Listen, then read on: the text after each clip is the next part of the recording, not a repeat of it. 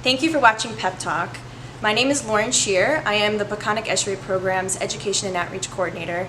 And these Pep Talk videos, we'd like to start showcasing community members that we consider to be stewards of the Peconics. It is a unified effort to protect and restore the Peconic Estuary.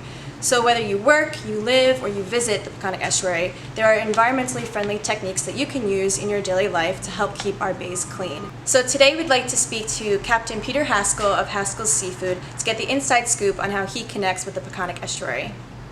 My name is Captain Peter Haskell, and I'm a bayman, and I'm also the owner of Haskell's Seafood and Haskell's Bait and Tackle.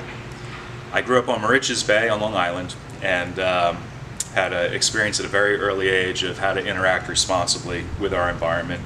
My father was a biology teacher, and my mother was an educator, and by the age of 12, my father had me out clamming with him, and I actually acquired my first commercial clamming permit when I was 14 years old.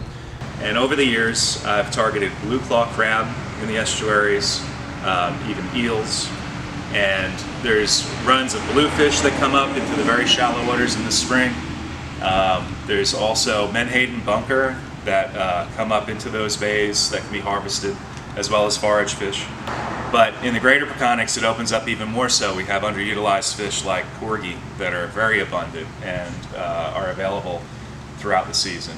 But this is a blue crab trap, like you had said, and this is a bait chamber. So what happens is you turn the trap upside down, and you're going to load usually menhaden bunker you're going to use as a bait. You'll put 2 pieces in there about, and these pots are checked daily. And recently, as of about a year ago, it became a law to use this device here, this insert into the panel of the trap, and that's called a TED. The idea is that the saltwater terrapins can't get into the pot. If they should, they would get up into the upper chamber and actually drown because they need to breathe. So this is something, I actually employed these in my pots before it became a law, when they first came out, the whole ideology of it. And I believe that that law was a direct result of the turtles that inhabit the back bays of the Peconics in Flanders Bay. There's a good population of them up towards the river, and I think that's where the motivation came from to employ these things. So what's kind of cool is that over time you see certain gear types adapting to our environments. You know, this is quite specific to an area where this prevented entrapping turtles. And at the same time, you know, baymen too, they don't want to catch a turtle. It's the last thing they want. So a lot of these things are a good thing, a benefit to everyone, and the health of our estuary as well. This is a green crab pot. Now this is also a crab trap, but again, like the funnel on this is designed just for green crabs because they'll come in, they're smaller, and they will crawl up into that funnel to go into the bait. And green crabs are actually an invasive species, so quite often you're targeting animals that aren't even supposed to be here, which is another benefit. To focus on bay scallops at the moment, they actually reproduce in September. They have quite a short life cycle. The season opens in November once their reproduction schedule is completed, and they're due to expire in April. So when you think about this conscious decision as to, you know, what fish we're eating, once again, local seafoods offer this bounty of opportunity. Once one learns that a bay scallop is actually designed to be harvested and due to expire within a few months, it really is this special window that leaves very minimal impact on our bays. For that reason, bay scallops have always been close to me, and they're incredibly delicious. I don't know if there's a better special scallop in the world other than the Peconic Old Bay scallop.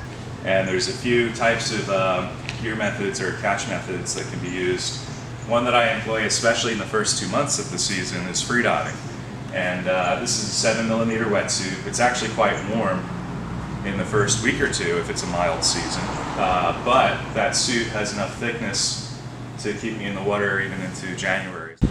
So a scallop dredge is meant to be towed behind a boat.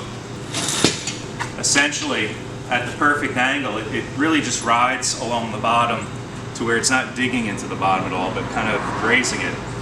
And the idea is that there's a chain that makes the scallop snap and jump.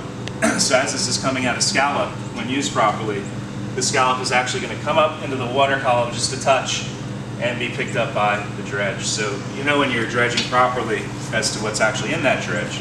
If you have seashells and things that were on the bottom, you know that it's been running too deep. But when you pull up the dredge and it's only scallops, you know that you've done it just right. Is the health of the estuary important for your company? Absolutely. The health of the estuary, water quality, is paramount to everything we've always done. Without our estuaries intact, without water quality that allows the different stocks to proliferate, our company wouldn't exist. As community individuals, we can all do certain things when it comes down to how we fertilize our lawns. You know, if we're not overdoing that effort or doing it at all. Also, unfortunately, our septic systems are not updated. You know, we've got a lot of leaching. Our company, again, relies on the health of the estuaries, as does every other bayman on Long Island. Without that intact, you've got people, hardworking people, that would be without work. I really regard that community as those who are on the water every day. They see things first, and quite often are the first responder to something that could be a bad thing, and it gives us a jump on changing the direction of those events. I think that if there's anybody that could benefit from clean water, it would be a bayman. Quite often when thinking about the future, I tend to gravitate to the past and acknowledge the heritage of fishing on Long Island that was very much a fishing and farming community that's evolved to what it is today. One of the special things is being able to be a participant in carrying that torch along, and as our community does change and evolve, to be, you know, on the forefront of how to plug those things in and keep our heritage intact along the way, but also project what's in the future.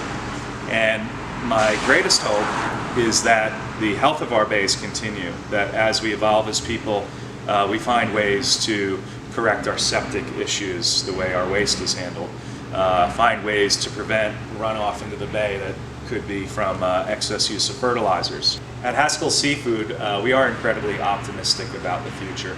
And as there's paths to enjoy local seafoods, there are paths for other businesses too to evolve. I think our fishermen, our farmers are really the stewards of our land and water.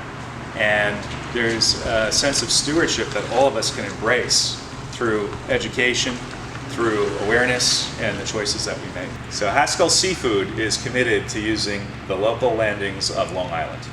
And in our country, there's some almost disturbing numbers of the fact that 90% of our seafood that's consumed here is actually imported from other countries. So when you start to think about the impact of what that really means, the carbon footprint of a lot of these fish that are coming from overseas is massive. And the industry standard of how many hands will handle these fish before they get to your plate is about 15 sets of hands. So when you start to put that into perspective of why people consume fish the way they do, a lot of this is logistics, and I believe a lot of it's marketing. And that's really where Haskell Seafood was developed and steps in as a brand, is to make a promise to the consumer that we're going to offer you a path of sustainability to our fisheries.